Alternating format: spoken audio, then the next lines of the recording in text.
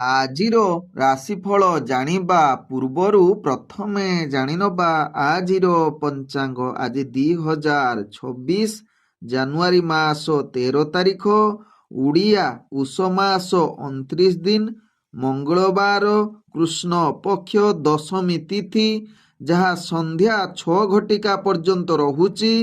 ତାପରେ ଏକାଦଶୀ ତିଥି ଆରମ୍ଭ ହେଉଛି। ଆଜି ବିଶାଖା ନକ୍ଷତ୍ର, ଯାହା ରାତ୍ରି 2 ଘଟିକା 41 ମିନିଟ୍ ପର୍ଯ୍ୟନ୍ତ ରହୁଛି। ତାପରେ ଅନୁରାଧା ନକ୍ଷତ୍ର ଆରମ୍ଭ ହେଉଛି। ଆଜି ତୁଳା ରାଶିରେ ଚନ୍ଦ୍ର ଅବସ୍ଥାପନ କରି ରହୁଛନ୍ତି, ଯାହା ରାତ୍ରି 8 ଘଟିକା 5 ମିନିଟ୍ ପର୍ଯ୍ୟନ୍ତ। ତାପରେ ଚନ୍ଦ୍ର ଯାହାକି ବିଛା ରାଶିରେ ଅବସ୍ଥାପନ କରିବେ। ଆଜି ସୂର୍ଯ୍ୟ ଉଦୟ ହେଉଛନ୍ତି, ଯାହା ପ୍ରାପ୍ତ 6 ଘଟିକା 26 ମିନିଟ୍ରେ। ସେହିଭଳି ସୂର୍ଯ୍ୟ ଅସ୍ତ ହେଉଛନ୍ତି ଅପରାହ୍ନ 5 ଘଟିକା 21 ମିନିଟ୍ରେ।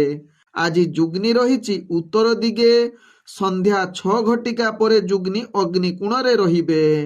ଆଜି କୌଣସି ରାଶିରେ ଘାତ ଚନ୍ଦ୍ର ନାହିଁ। ଆଜି ଘାତ ବାର ରହିଛି ମକର ରାଶି ବ୍ୟକ୍ତିଙ୍କର।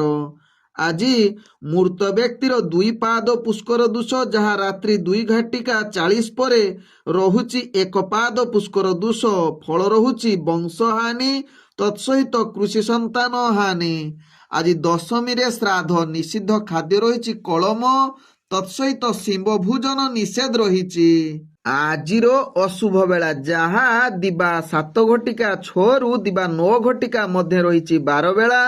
ସେହିଭଳି ଦିବା 2 ଘଟିକା 5ରୁ ଦିବା 4 ଘଟିକା 3 ମଧ୍ୟ ରହିଛି କାଳ ବେଳା ସହିତ ରାହୁ କାଳ।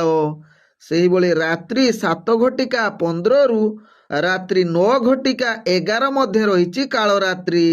ତେଣୁ ଏହି ଅଶୁଭ ସମୟରେ କୌଣସି ଶୁଭ କାର୍ଯ୍ୟ କରନ୍ତୁ ନାହିଁ। ଆଜିର ଶୁଭ ବେଳା, ଯାହା ପ୍ରାପ୍ତରୁ ଦିବା 7 ଘଟିକା 12 ମଧ୍ୟ ରହିଛି ଶୁଭ ବେଳା।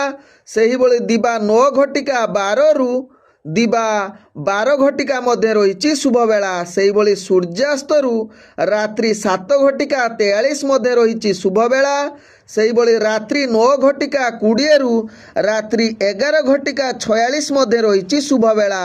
ସେହିଭଳି ରାତ୍ରି 1 ଘଟିକା 22ରୁ ରାତ୍ରି 2 ଘଟିକା 58 ମଧ୍ୟ ରହିଛି ଶୁଭ ବେଳା। ସେହିଭଳି ରାତ୍ରି 3 ଘଟିକା 33ରୁ ଶେଷ ରାତ୍ରି, ଯାହାକି 6 ଘଟିକା 26 ମଧ୍ୟ ରହିଛି ଶୁଭ ବେଳା।